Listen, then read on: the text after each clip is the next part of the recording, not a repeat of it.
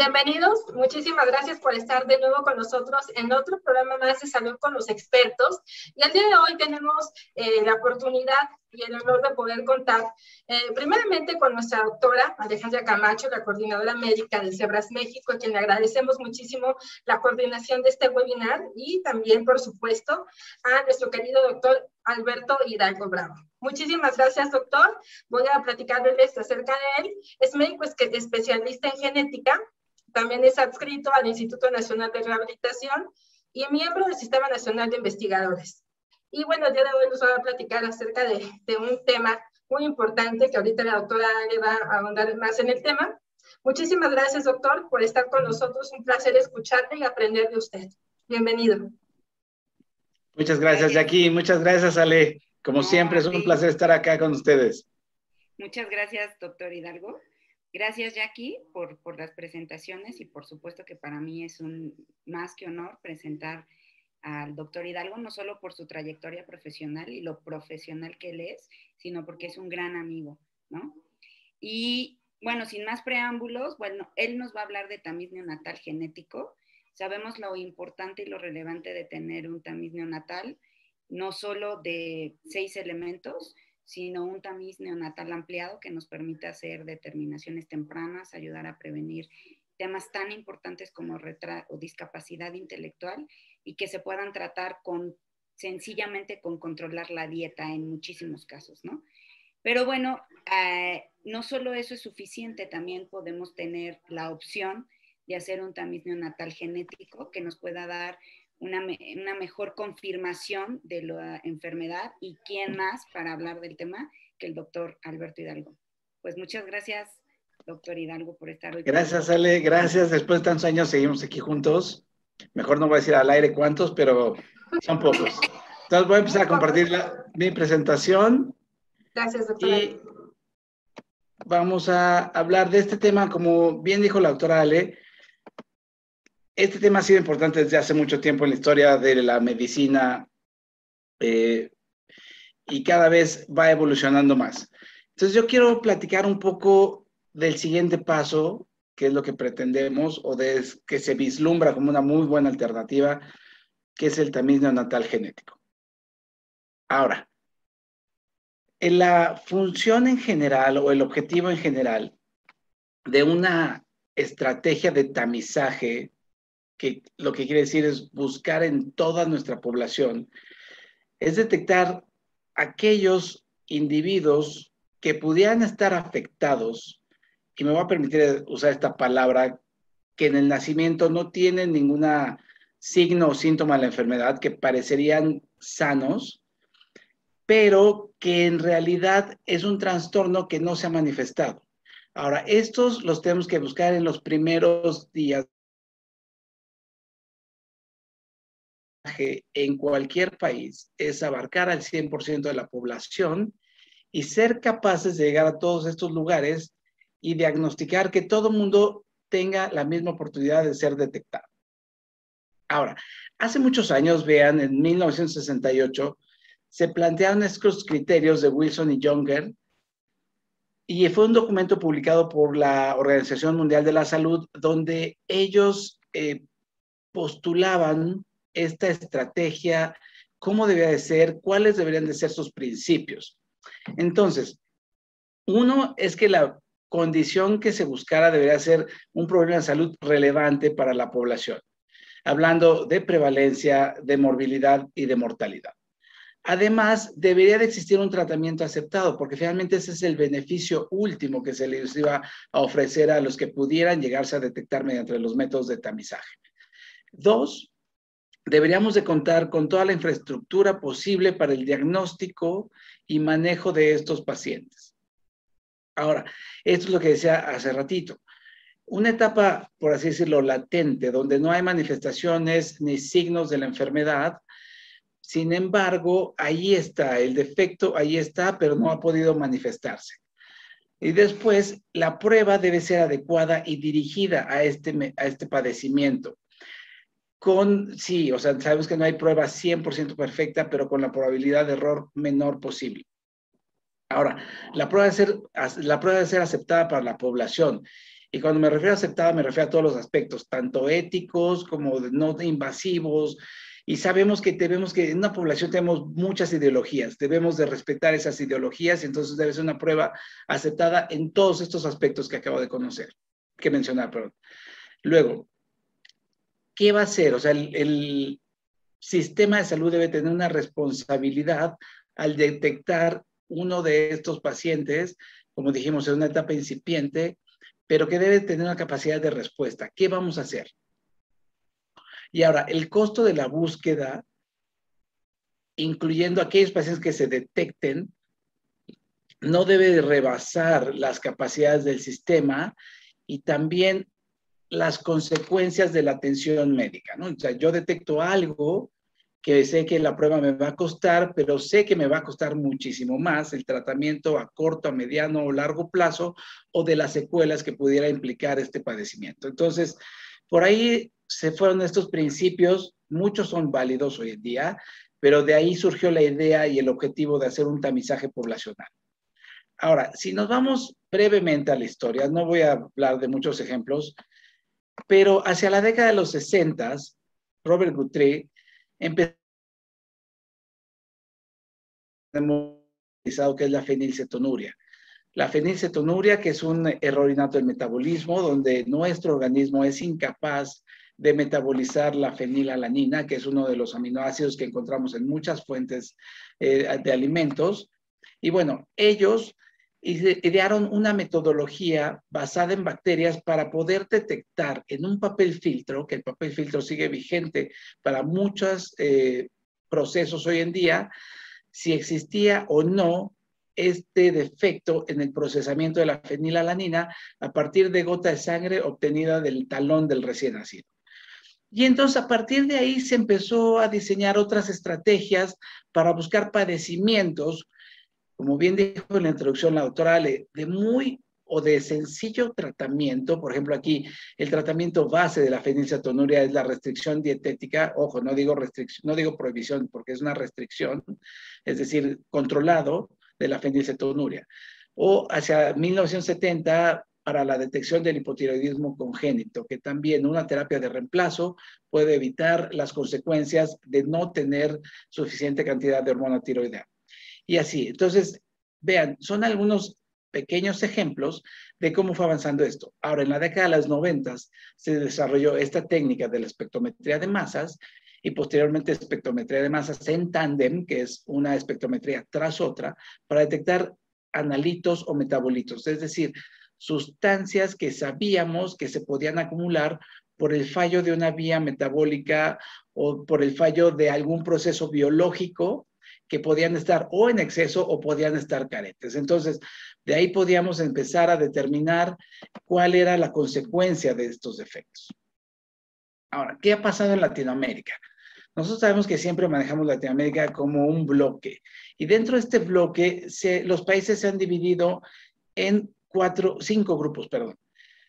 Dependiendo de sus capacidades, de su cobertura y de su potencial para hacer el tamiz neonatal, de alguna manera básico o ofertado por el sistema de salud gubernamental. Entonces, no me voy a leer todos, solo quiero resaltar que México está basado en el grupo 2. No estamos en el grupo 1 como otros países como Costa Rica, Cuba, donde ellos han logrado un tamizaje o una cobertura mayor de su población, que si vean es alrededor del 99%. Y en el extremo están del país que está en el grupo 5, que es Haití, donde básicamente no hay un programa de tamizaje neonatal. Vamos a ver estos números. Es la cobertura que se reportó para el 2018. ¿Cómo estábamos nosotros? Pues, como dijimos, después de aquellos países del grupo 1, que son Cuba, Costa Rica, la cobertura poblacional, contando que además México tiene esto que no tienen muchos países de Latinoamérica, un sistema de salud muy complejo por diferentes instituciones, diferentes derechohabiencias. Entonces, contando todo eso, estamos arribita del 84% de cobertura. Es bueno, pero bueno, lo ideal es estar acá, ¿no? En el 99%. Y así con el tamiz neonatal que tenemos hoy en día vigente. ¿Y qué es eso que tenemos hoy en día vigente? Este cuadrito comparativo nos deja ver los padecimientos en los cuales participamos o tenemos cobertura. Esta cobertura, aquí estamos. Si se fijan, hay otros países donde hay otros análisis que se estudian, pero por lo mismo, a veces la cobertura es mejor, es menor, etcétera. Pero aún así, estamos hablando de que son 6, 7 padecimientos en algún momento que se pueden diagnosticar o detectar por medio del tamiz en nuestro país. Ahora, ¿qué es la ventaja o desventajas que se ha tratado de considerar para continuar usando la espectrometría de masas en tándem como la metodología de elección para el tamiz neonatal? En algún momento nos preguntamos, bueno, ¿es posible que la concentración, la presencia de estos metabolitos cambien con el tiempo? Se hizo un estudio en el 2021 de 41 de los metabolitos más frecuentemente incluidos en los programas de tamiz ampliado y tamiz básico que se ofrecen en diferentes países. Lo que nos enseña esta gráfica de calor que dividieron, en cada fila es uno de los metabolitos y en cada columna los diferentes tiempos a los que se recolectaron las muestras de los recién nacidos. El punto de referencia era hasta las 17 horas y después de ahí se hicieron rangos de 18 a 23 horas, 24 y así sucesivamente. Estos son los diferentes rangos que se reportaron en la literatura en donde se llegaban a tomar las muestras para el tamiz neonatal. No fueron rangos que surgieron pues sin tener una evidencia. Ahora, los colores nos indican. Cuando es un color que no hay cambio, claro, blanco, como aquí nos está mostrando, déjenme mostrarles mejor con el señalador. Aquí, donde no hay cambios, es donde estos metabolitos no tienen ninguna, o más bien el tiempo no tiene ninguna repercusión en la concentración de estos metabolitos. Cuando vemos en color azul es que van disminuyendo. Entonces, por ejemplo, veamos el primero, que es la fenilalanina. Empieza a disminuir y disminuye drásticamente, aproximadamente después de las 30 horas. Entonces, ojo, esto es muy importante porque entonces no va a ser la misma certeza que 30 horas. Y en rojo tenemos aquellos metabolitos que al contrario, que van aumentando en su concentración conforme va pasando el tiempo. Entonces, repito, ninguna prueba es 100% perfecta, pero hay que ir analizando cuáles son las debilidades y fortalezas de cada metodología y entonces decidir si debemos de optar y migrar por nuevas tecnologías o mejorar las tecnologías existentes. Ahora, esta conclusión fue que aproximadamente el 50% de estos 41 metabolitos analizados sufrieron un cambio con el paso del tiempo. Y si se fijan, no tienen que llegar a los últimos periodos de tiempo. Aproximadamente desde la mitad de la gráfica empezamos a ver que aquellos que van a disminuir, disminuyen y aquellos que van a aumentar, aumentan. Entonces, esta es una lección importante para considerar las debilidades y las fortalezas del método de espectrometría de masas. Ahora, no solo se analizó eso, se analizaron algunos otros factores para saber si pueden influir en la concentración de los metabolitos y por ende en el resultado del tamiz neonatal. Aquí lo que trato de mostrar es un ejemplo de la fenilalanina, otra vez. Aquí en rojo se trataban de recién nacidos pretérmino, es decir, antes de las 38 semanas o que nacieron antes de las 38 semanas de gestación, y los recién nacidos de término que nacieron posterior a las 38 semanas de gestación. Entonces veamos, igual, la hora de colección o las horas después de recién nacido de colección de las muestras. Aparentemente a las 24 horas no hay ninguna diferencia, pero a partir de acá va a haber una diferencia importante en los pretérmino comparados con los de término. Entonces, ojo también, es un factor que se debe tomar en cuenta al momento de analizar y de interpretar los resultados del tamiz neonatal. Otra variante que se trató de analizar fue el sexo. Pero vemos que entre recién nacidos masculinos y femeninos, las gráficas se comportan prácticamente igual a lo largo del tiempo. Se trató de identificar si las poblaciones jugaban un papel importante en la determinación de los metabolitos. Tenemos, por ejemplo, en azul la población afroamericana y en rojito la población asiática. Entonces, esos son como un poco los extremos. Los hispanos, que siempre en Estados Unidos nos han considerado todos, de México hasta la Patagonia, como hispanos, y sabemos que no somos tan idénticos entre brasileños, panameños, etcétera, pero bueno, aquí nos consideran como un grupo homogéneo, nos comportamos de otra manera, y la población blanca de Estados Unidos que se comporta de otra manera.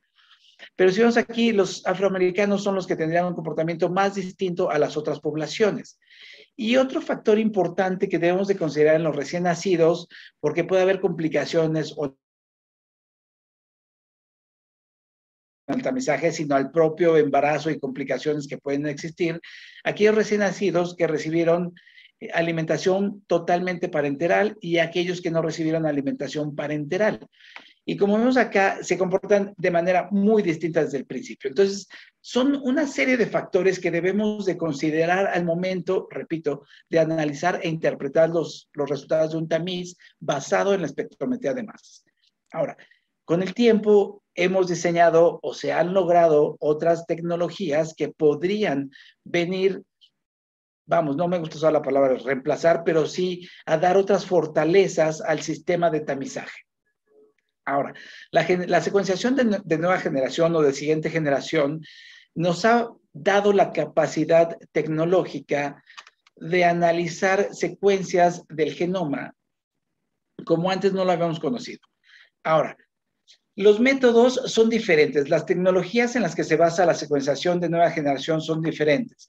No voy a hacer un comercial, pero hay un proveedor o una tecnología de una marca que se llama Illumina, que es la que ha sido la más robusta hasta la fecha para obtener resultados confiables. Ahora, la secuenciación de nueva generación se le llamó secuenciación paralela inicialmente porque vamos a proyectar este término paralelo en dos sentidos. Dentro de un genoma de un mismo individuo podemos leer la secuencia de miles de regiones del genoma al mismo tiempo. Y con el progreso de la tecnología, además, podemos leer la secuencia de varios individuos al mismo tiempo. Entonces, es paralela en ambos sentidos, dentro de un individuo y al poderlo extender en diferentes individuos. Esto nos da la capacidad de obtener resultados en un día que antes no pensábamos que fueran posibles. Ahora, los protocolos de laboratorio y técnicos que se usan en estas tecnologías son muy unificados. O sea, si yo voy a usar esto, el que está en un laboratorio en China tiene que usar el mismo protocolo, el que está en un laboratorio en Estados Unidos tiene que ser el mismo protocolo, porque son protocolos que debemos de seguir al pie de la letra. Para algunos metabolitos no, les comentaba hace rato. Las horas que se consideraron para comparar son horas que se reportaron en publicaciones médicas. Entonces, pueden ser prácticas de una región, de una población, de un país. Pero aquí los procesos tienden a unificarse. Y esto es bien importante. El costo de la secuenciación ha caído de manera muy importante. Se equiparó, en bioinformática existe algo que se llama la ley de Moore. La ley de Moore en informática decía que cada determinado periodo de tiempo los procesadores son el doble de rápidos que la generación anterior. Que al año siguiente la secuenciación iba a ser la mitad de barata, la mitad de barata, la mitad de barata, pero de repente a principios de los 2000, la primera década cayó de manera impresionante. Y se ha propuesto que el genoma o la secuenciación de un genoma completo de un ser humano cueste $1,000. Entonces, algo que ya estamos muy cerca de eso para lograrlo. Entonces, como vemos también, la parte económica ha jugado un poquito a favor también de la secuenciación de nueva generación. Ahora, ¿qué aspectos debemos de considerar cuando hablamos de secuenciación de nueva generación aplicada a un programa de tamizaje en neonatos? Uno, la viabilidad técnica. Como dijimos, el tiempo de respuesta. Yo en un día puedo tener no solamente los resultados de un neonato, puedo tener resultados de muchos individuos, dependiendo de la capacidad técnica que yo tenga. Ahora, puedo tener una certeza de los resultados que a diferencia de la espectrometría de masas, a lo mejor no va a depender si le tomo los estudios a las 5 horas, a las 20 o a las 30 horas de recién nacido.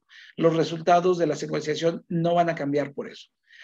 Tenemos la capacidad de categorizar diferentes aspectos del genoma que pueden estar jugando un papel importante en la patología. Y además podemos detectar, como dije, genes o diferentes regiones del genoma que pueden estar involucradas en una misma enfermedad. Ahora, cada vez estamos teniendo mayor capacidad computacional y mayor capacidad en recursos humanos para lograr el análisis de toda esta información que nos da la secuencia. En las consideraciones económicas ya me adelantaba un poquito y hablaba del costo de secuenciación que sigue cayendo.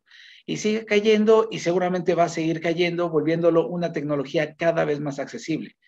Hace algunos años, cuando nosotros queríamos analizar 1, 2 o 3 genes, era algo muy costoso. Hoy sabemos que podemos analizar cientos de genes al mismo tiempo y que el costo no se compara con lo que tendríamos que gastar hace algunos años. Ahora, las consideraciones médicas. Tenemos la posibilidad no de limitarnos a un grupo de genes. Tenemos la posibilidad de estudiar el genoma completo o el exoma completo, que es la parte del genoma que nos va a codificar para las proteínas que tenemos y que conocemos. El exoma completo es aproximadamente 20,000 genes en el ser humano. Siempre estamos como viendo un poquito más, un poquito menos, pero en promedio son como 20,000.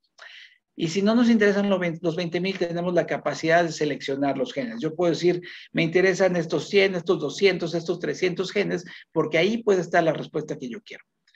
La interpretación es relativamente sencilla. Cada vez tenemos mejores algoritmos y que nos permite tener con mayor certeza o hablar de un resultado.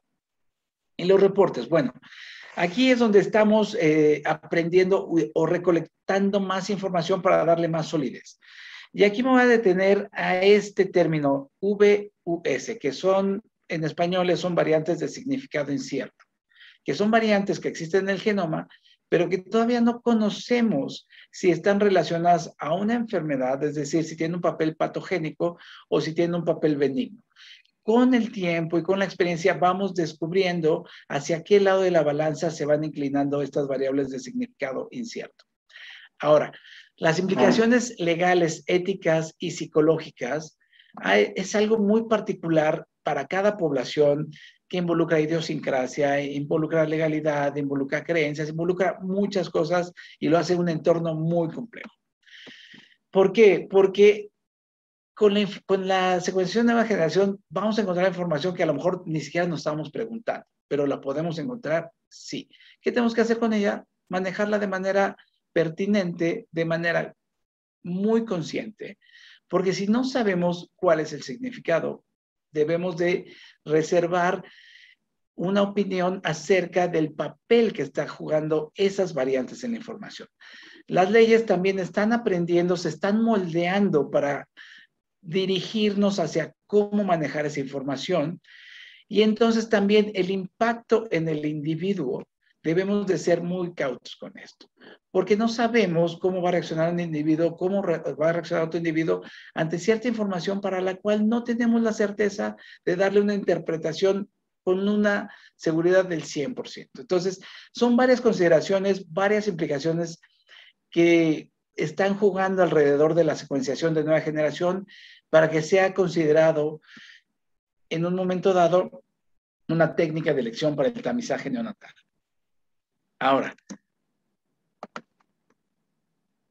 este diagramita lo que intento es un poquito cuál sería el flujo de trabajo pensando en el diseño y en la estrategia del tamizaje basado en secuenciación de nueva generación.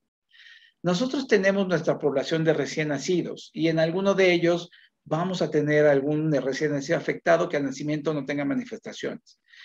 Al secuenciar el material genético, el DNA, vamos a tener miles, o bueno, decir, millón de variantes. Y estas variantes, con base en literatura, en análisis previos, podemos irlas discriminando entre aquellas que tienen un papel patogénico, en aquellas que tienen un papel benigno dentro del genoma o que una repercusión biológica patogénica o biológica benigna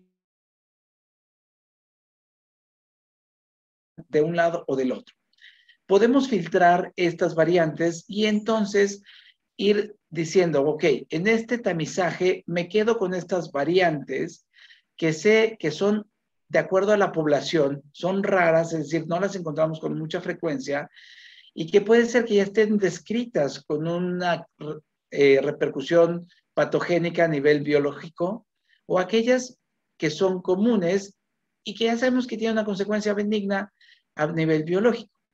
Podemos hacer un filtrado de estas que son las raras, que todavía no tenemos muy seguro el papel en esta población, y ahora, por medio de recursos computacionales, tenemos la posibilidad de darles una interpretación con base a herramientas que nos predicen, nos pueden predecir cómo altera la función de la proteína, nos pueden comparar si a través de la evolución de diferentes especies son variantes que están presentes o no presentes, y eso nos va a hablar de la importancia a nivel biológico. Cuando una variante está presente a través de la evolución es por algo, si se conservó a través de la evolución es por algo, porque tiene una importancia biológica a nivel del organismo. Y aquellas que todavía no tenemos muy seguro, las vamos a filtrar y entonces podemos saber cuáles están realmente asociadas a una enfermedad y cuáles definitivamente no. Y esto hablamos de dos conceptos importantes para cualquier prueba de detección o prueba diagnóstica. La sensibilidad, que es la capacidad de una prueba de detectarme a los verdaderos positivos, y la especificidad, que es la capacidad de detectarme a los verdaderos negativos. Esto es importante y aquí se ejemplifica que la mayor parte de la población van a estar aquí en los verdaderos negativos y esperamos encontrar aquellos individuos verdaderos positivos. En el medio vamos a tener individuos que en realidad son positivos, pero que la prueba nos va a dar negativa, o lo contrario, que la verdad son negativos, pero la prueba nos va a dar una prueba positiva. Entonces, estos individuos o estas tasas de falsos positivos y falsos negativos, hasta la fecha están presentes en prácticamente todas las pruebas que conocemos en el ámbito médico. Ahora, ¿qué tenemos que tomar en consideración para hacer la selección de genes que pueden entrar a un panel o a un programa de tamizaje? Bueno, no hay un consenso todavía, como dije hace rato, es una estrategia, es algo que está planeando, es algo que está promoviendo, por lo tanto todavía no hay una unificación de criterios. Uno podría ser la gravedad de la enfermedad. Esta enfermedad es muy grave y tenemos que detectarla, o sea, y aquí como decimos, el tiempo es salud, el tiempo, entre más tiempo tardemos en detectarla, va a haber más consecuencias.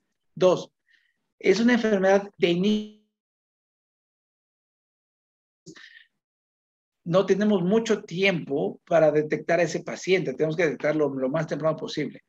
Ahora, nosotros en genética hablamos de algo que se llama penetrancia del gen, es decir, si cuando hablamos de 100% de penetrancia es que el 100% de los individuos que portan el gen defectuoso o con la mutación o con la variante patogénica van a desarrollar la enfermedad. Entonces es importante porque sabemos que ese individuo en algún momento va a desarrollar la enfermedad. Ahora, ¿qué tanto conocemos de la enfermedad? Sabemos si el detectar la variante A, B o C, a pesar de que sea la misma enfermedad, nos va a modificar el comportamiento clínico de la enfermedad o nos va a hablar del pronóstico. A los genetistas nos gusta también hacer algo que se llama correlación genotipo-fenotipo, que es precisamente identificar si la presencia de una determinada variante nos va a hablar del comportamiento de una enfermedad o de las manifestaciones que va a presentar una enfermedad. Y la otra, que sea una enfermedad tratable, es decir, que al detectarlo podamos tener una estrategia de tratamiento temprano que evite que se presenten las complicaciones o las secuelas de la enfermedad.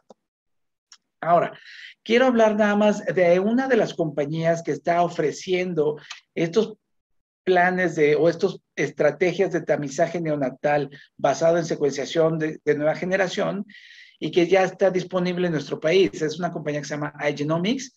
Actualmente ellos tienen un panel, un panel de genes que son 238 dirigidos a enfermedades que tienen los criterios que acabamos de mencionar en la diapositiva anterior y que están distribuidos o los podemos clasificar de acuerdo al tipo de enfermedad. Enfermedades que conocemos como errores y datos del metabolismo. Enfermedades relacionadas al sistema endocrinológico, enfermedades relacionadas a inmunodeficiencias, otras a problemas auditivos y otras de diversas patologías, pero que pueden tener un tratamiento.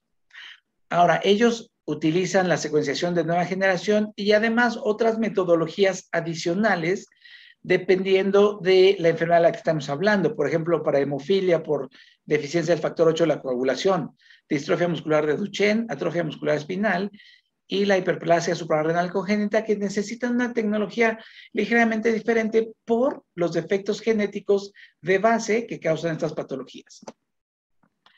Ahora, esta es una proyección de lo que conocemos y de lo que podemos llegar a hacer.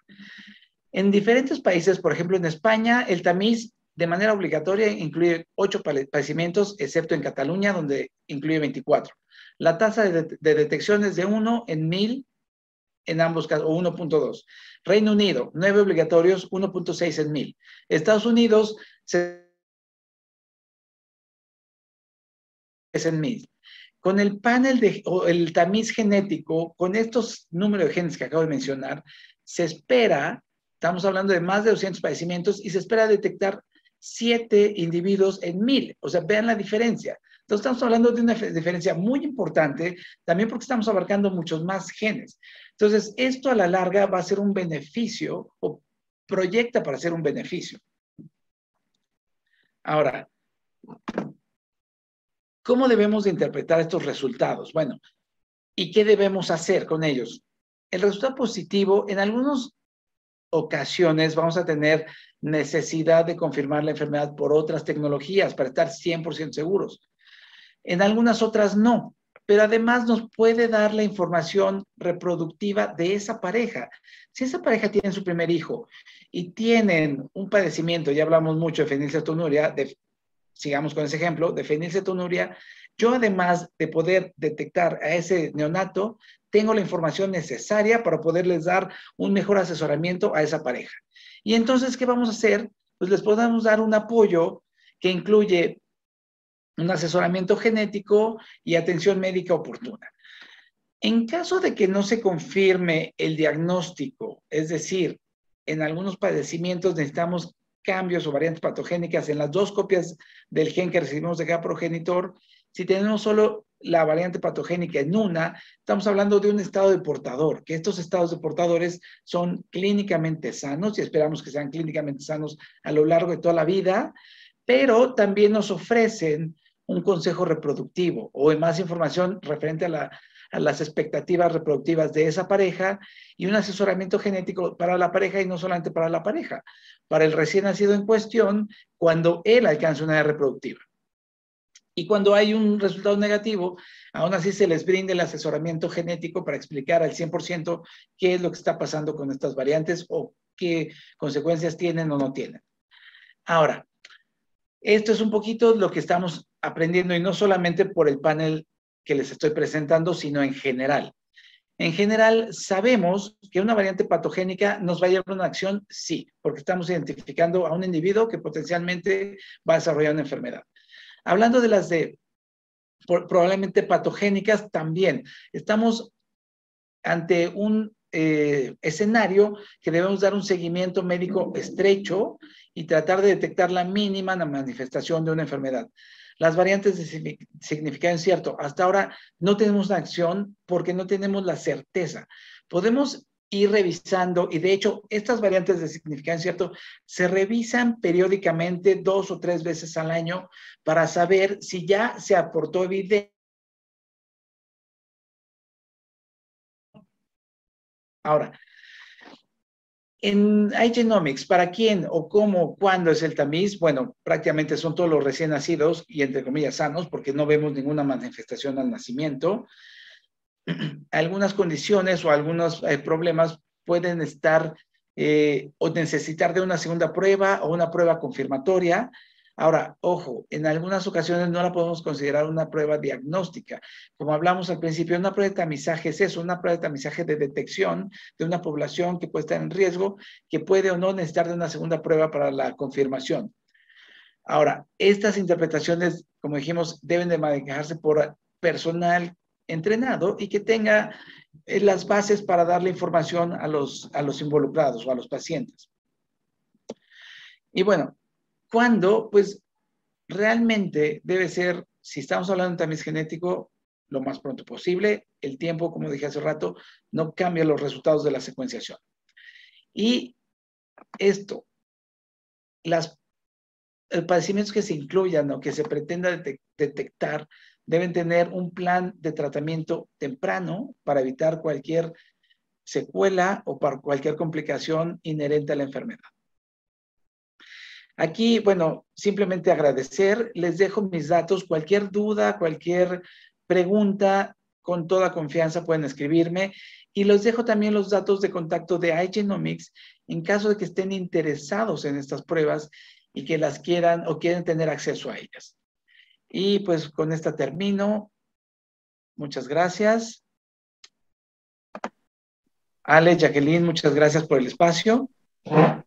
Gracias, doctor. Gracias a usted. Pues la verdad es que excelente su presentación, doctor. Como siempre, la verdad es que toda la información que usted como genetista nos explicó, pues fue bastante digerible para que otras personas que ven este video o que se conecten a este programa Salud con los Expertos, pues podamos entender un poquito qué sigue, ¿no? ¿Qué hay más allá de un tamizaje? Como bien lo menciona, me llamó mucho la atención el tema de las tasas de falsos positivos y falsos negativos, que entiendo, y si no, por favor, usted me puede pues corregir en el tema. ¿Pueden bajar esas o eliminarse esas tasas de falsos positivos y falsos negativos con esta secuenciación de nueva generación en cuanto al tamizaje genético que nos comentó? No me gustaría decir que se eliminan, porque eso sería tal vez muy presuntuoso. Digo, creo que hasta ahora también la secuenciación de nueva generación tiene sus fallas en algún momento, pero definitivamente yo creo que sí se podrían disminuir considerando las herramientas y los abordajes de tamizaje neonatal que utilizamos hoy en día. Entonces, si los podemos disminuir, es una muy temprano para decir qué tanto se disminuyen, pero la proyección es que sí se van a disminuir. Ok, doctor. Tengo otra duda. Usted menciona que de 0 a 2 meses es el tiempo que se puede realizar este tamiz.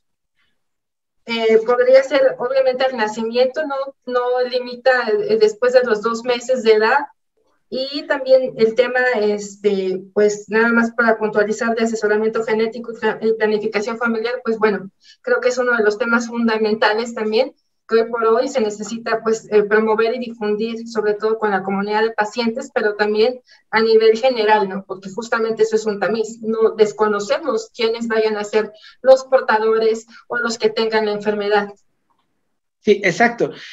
Dije ese rango de los 0 a los 2 meses, pero no es limitante. De hecho, al nacimiento es lo ideal porque, como mencioné, el tiempo no afecta los resultados de un tamiz genético, las variantes están ahí. Simplemente a lo mejor me fui a los 2 meses como para decir, bueno, ya después algunos padecimientos nos podrían dar algunas manifestaciones que no deseamos y que si simplemente repitamos de la fenilcetonuria. O sea, en cuanto se detecta la fenilcetonuria, se tiene que adecuar la dieta de los recién nacidos para evitar que entonces empiece su organismo a acumular la fenilalanina y empiece a presentar las manifestaciones que no queremos o los efectos que no queremos. Pero no, de hecho, en el primer o segundo día de vida se puede tomar la prueba sin ningún problema. Además de que los métodos cada vez también son menos invasivos. O sea, el tamiz a partir de la prueba de sangre del talón, digo, es un método de mínima invasión, pero si yo a eso lo sustituyo por un hisopo o pues sí, un hisopo bucal y obtener el material genético a partir de ahí, pues ahí es prácticamente cero invasivo, ¿no? Es justo lo que le quería, sí, perdón, doctor, es justo lo que le quería preguntar, ¿no? ¿Cuál sería el método para poder realizar este tamizaje? Y ya nos lo acaba de comentar. Sí, y lo que decías, ¿no? O sea, finalmente yo voy a tener información genética del recién nacido que puedo hacer la inferencia de que uno de los padres, si estamos hablando de las variantes en las 2 copias de los genes, puedo hacer la inferencia de que mamá tiene una de las variantes y papá tiene la otra. Yo les puedo dar un asesoramiento genético más completo y les podemos ofrecer técnicas de diagnóstico prenatal, diagnóstico preimplantación, y eso también nos abre la posibilidad con el tamiz neonatal genético. Muchas gracias, doctor. Gracias por responder. Doctora Ale, no sé si tenga alguna duda o algún comentario respecto a la plática del doctor Hidalgo. Primero, pues muchas gracias por tu ponencia, estimadísimo. Como siempre, pues súper interesante lo que nos compartes. A mí me quedan como temas éticos aquí en el tamiz neonatal genético. Es un poco como mi inquietud, pero ahorita te haré preguntas puntuales en ese punto. Pero la otra cosa que me llamó la atención es una tablita que presentaste de lo que se detecta en otros países. ¿Estas detecciones se hacen con esta técnica? No, eso es con fíjate que también, yo de verdad es que siempre decimos que como 6 elementos o 6 padecimientos en México, pero ya lo vieron, en el Reino Unido 9, o sea, no estamos muy lejos de esto. Entonces, ese es el tamiz basado en metabolitos, okay, con la espectrometría de masas. Entonces, la tasa de detección va de 1 a 1.9, en el mejor de los casos, por 1000 recién nacidos. Ahí el único excepción es Cataluña, que tiene hasta detección de 24 padecimientos. Y bueno, en Estados Unidos sabemos que el sistema de salud es distinto, ¿no? O sea, tú vas a obtener lo que puedas pagar. Si lo puedes pagar de más elementos, pues la tasa de detección se va a elevar. Y como ellos no tienen un programa gubernamental como otros países, pues ahora sí que voy yo a comprar lo que me alcance en Estados Unidos. Esa es una de las cosas que me llamó la atención, porque de pronto pensé que podían estar utilizando esta metodología como rutinaria, y sí se me hacía muy importante aclarar ese punto, ¿no? Sí. Tú como primero como genetista, ¿cómo ves el futuro de esta tecnología en las manos de un recién nacido? Fíjate que eso es bien interesante, Ale. Y a lo mejor aquí tú me conoces mejor que mucha gente. Yo soy un entusiasta de la secuenciación y yo sí creo fielmente en este método como decíamos hace ratito, disminuir las tasas de falsos positivos, de falsos negativos. O dicho de otra manera, aumentar la sensibilidad y especificidad para la detección de las enfermedades que en algún momento podemos detectar a tiempo e implementar estrategias de tratamiento. Ahora, en cuanto a la información, toda la información que estamos obteniendo, y creo que por ahí va tu pregunta, ¿qué debemos de hacer? ¿Qué le debemos de informar? Vamos a decir algo, si yo tengo la capacidad de analizar 200 genes, pero mañana me va a costar lo mismo analizar 1000 que 200, pues a lo mejor analizo 1000, pero de esos 1000, a lo mejor no todos están dirigidos a enfermedades que sabemos que se van a manifestar en edades tempranas o que tienen tratamiento. Y entonces ahí va a venir todo este dilema ético, moral, legal de qué decirle a los pacientes, ¿no? ¿Qué información darles? De hecho, seguramente tú también ya te has topado, Ale, con servicios de secuenciación que nos hacen firmar consentimientos. Le vamos a dar a los pacientes. Entonces, yo creo que esto se va a ir moldeando todavía también conforme a las bases sólidas. Ahorita, las variantes estas de significado incierto, la verdad es que a veces nos ponen en jaque, porque no son ni buenas ni malas, ¿qué son? No sabemos. Pero cada vez se van renovando con evidencia obtenida a lo mejor en otros laboratorios. Yo creo que también con el tiempo lo esperado es que las variantes de significado incierto cada vez vayan siendo menos y ya se vayan hacia un lado u otro de la balanza.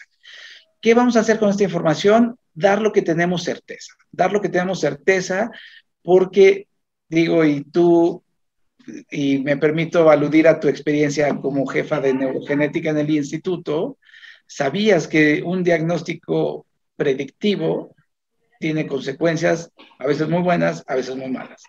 Y lo mismo pasa acá con nosotros, ¿no? El saber de variantes patogénicas, pero que son padecimientos que a lo mejor no se van a manifestar en una edad temprana y que a lo mejor no tienen un tratamiento específico, pues tenemos que saber cómo manejarle eso a los pacientes. Y resumiendo entonces, querrá decir que este panel solo va a tener esos genes que pueden tratarse de alguna manera. El proyecto es que ahora sí, solo incluye esos genes que puedan detectar enfermedades con tratamiento, con manifestaciones en edades tempranas. Y en inglés se usa este término de mutaciones accionables, ¿no? Accionables en el sentido en que tiene un tratamiento. ¿Y qué pasaría, doctor, si nos encontráramos una mutación, o bueno, una alteración más que una lesión en SMN1? Sabemos que hay tratamiento, pero también sabemos, por lo menos en México, que no está aprobado. ¿Cómo manejaríamos ese tema éticos? A lo mejor pienso que con lo relevante de las manifestaciones clínicas a temprana edad, y aunque no tengan el tratamiento específico, al final van a tener un manejo más temprano, claro, y quizá una poquita mejor evolución, ¿no? Sí, sabes, aquí es bien interesante lo que preguntas, y creo que nuestra experiencia como médicos genetistas a veces nos da la respuesta, y esto es algo que yo aprendí. Yo les voy a platicar, o sea, en algún momento yo he visto pacientes que tienen enfermedades que no hay tratamientos aprobados en México, en otra parte del mundo, que a veces yo sé cómo le hacen, pero consiguen o el tratamiento o consiguen mudarse a otros países.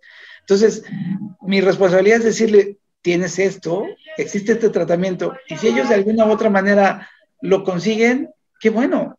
Y Ale, tú lo has visto seguramente también con algunos padecimientos, con algunos pacientes, que de alguna manera,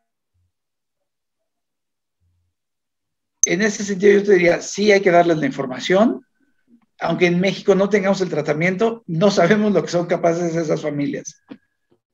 Me agrada tu respuesta. Ya por último, híjole, no quisiera abusar del tiempo de la gente que nos ve, pero entonces, ¿estaré yo certera? O sea, estos estudios genómicos, sé que no están totalmente regulados en México, ¿no? Creo que nos falta muchísimo ahí. Rubén Lisker ya decía que avanza más rápido la ciencia que la bioética, ¿no? O que las propias reglas del juego de cómo se tendría que hacer, hablando ya de leyes. Entiendo entonces que de lo que no están certeros, o sea, es decir, si hay bus, no las van a entregar, porque además consideramos que estos resultados no solo van a caer a manos de genetistas, ¿no? Exacto. Ahora, este es otro de los valores agregados que iGenomics está proponiendo, que precisamente sea un médico genetista que reciba la información y que además tenga el entrenamiento para la interpretación y emitir conclusiones de estas variantes. Tú y yo sabemos que muchos colegas pediatras van a empezar a recurrir cuando se abra esto. Y obviamente no es de ninguna manera hacerlos a un lado, pero no tiene, o sea, su entrenamiento no es basado en esto, como podría ser el de nosotros, y que aún así dentro de los genetistas necesitamos todavía otro entrenamiento para poder hacer uso de estos datos. Entonces, eso es algo muy importante y que cabe en tu pregunta, Ale. Si un colega pediatra decide optar por el panel de iGenomics de más de 200 genes, él no va a recibir la información y a ver, haz de ella con lo que quieras. No. Los pacientes y él van a tener un acompañamiento por parte de un genetista entrenado y capacitado para poderle dar esas interpretaciones y decirle qué significan cada una de esas variantes que pudieran estar identificándose y llegando a un filtro donde o queden como bus o queden como patogénicas. Entonces, sí, va a haber ese acompañamiento que te digo, hablando del panel de iGenomics, existe y que creo que es una medida muy pertinente y que va a tener un poquito más de control acerca de la información de los individuos y la manera en que se entregue. Vale, ya no quiero abusar, tengo más dudas, pero por obviedad de tiempo y pues me las voy a abstener y luego ya charlamos detenidamente. Muchísimas gracias. En la continuación, porque sí, hay bastantes preguntas, doctor. Pero sí, como bien lo dice, y coincido mucho también con el doctor Hidalgo acerca del tema de como pacientes o como persona mereces saber qué tienes, ¿no? Y si realmente tienes una enfermedad, mereces saberlo. Sobre todo también para las decisiones de planificación familiar, entre otras cosas. Creo que es muy bueno y creo que es un derecho que también como cada persona nosotros, pues deberíamos de saberlo. Y bien, Ale, como bien lo dices. Estoy de acuerdo contigo, Jackie, pero también debemos recordar que también existe el derecho a no saber. Hay personas, hay pacientes que no quieren saber. Entonces, el tema de la bioética, ¿no? el tema de la bioética es sumamente complejo y sobre todo es de decisiones personales. Es muy subjetivo. Entonces, a lo mejor para ti, o para nosotros tres, nos hace mucho sentido que debamos saber, pero a lo mejor hay personas que no quieren saber. Y así como es respetable que nosotros pensemos que es muy importante saber, es muy respetable las personas que piensan que no quieren saber. Entonces, por eso todas estas preguntas, y agradezco mucho las respuestas de Hidalgo, porque pues habla de la calidad de los estudios, la bioética que tiene el laboratorio que está ofreciendo estas nuevas pruebas, y bueno, también habla de que los genetistas somos necesarios, ¿no? En el ámbito de la medicina. Por supuesto, Ale. Y sobre todo también el tema del consentimiento, que como ustedes son expertos, les agradezco mucho a los dos, ¿no? Que nutren esta plática que el doctor nos ha pues regalado, nos ha presentado el día de hoy, y creo que aprendimos bastante. Sobre todo también queremos darle una continuidad para otras preguntas, algunas otras cuestiones que podamos comentar, creo que sería muy oportuno. Claro que sí, ya sabes que sí, Jackie, ya sabes que sí, Ale, cuando ustedes quieran. Muchas gracias. Y ya por último, doctor, creo que también es importante nosotros como sociedad civil puntualizar que ese acompañamiento es algo que a lo mejor en otros lugares no se da, no nada más es una prueba que te da un papel y te dice información acerca de la detección, como bien lo dicen, no es un diagnóstico, es una prueba, son datos específicos que se unen a otra serie de estudios o de criterios también del médico que vaya a dar el diagnóstico en su momento. Entonces creo que el acompañamiento de un genetista y el seguimiento es muy importante, ¿no? Para que también el paciente o la persona pues se sienta pues acompañada y sobre todo informada adecuadamente por el especialista adecuado, que son ustedes, los genetistas. Sí, definitivo, Jackie, te digo, y sobre todo un genetista local, ¿sabes? Idiosincrasia, ¿no? No es lo mismo que a lo mejor te pudieran ofrecer el asesoramiento de alguien que no vive en tu país, que no vive en tu sociedad, porque pues, los valores son muy distintos, ¿no? Tanto morales, religiosos, éticos, todo. Entonces, qué mejor que alguien local te pueda brindar ese acompañamiento y comprenda que tú le digas X o Y razón para conocer o para no conocer, y que sabe lo que representa, ¿no? Dentro de nuestra idiosincrasia, ese concepto, y que le da total validez. Por supuesto, doctor, estoy totalmente de acuerdo con usted.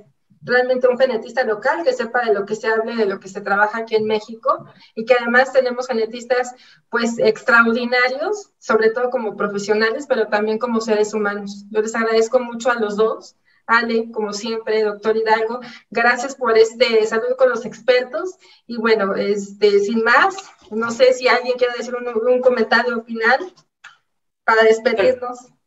Yo solo quiero agradecer que nos hayan acompañado en esta transmisión, que estén puntualmente siguiéndonos, y bueno, que ojalá puedan compartir este video en sus redes sociales, obviamente que le den like y que nos sigan siguiendo, ¿no? Nos sigan continuamente, porque bueno, siempre es muy bueno la difusión de esta clase de información. Gracias, mi querida Ale, claro que sí. Gracias, doctor Hidalgo. Nos vemos a la próxima. Jackie. Nos vemos muy pronto, espero. Claro que sí, doctor. Así será. Muchísimas gracias a todos por acompañarnos. Hasta la próxima. Gracias a todos. Bye. Hasta luego.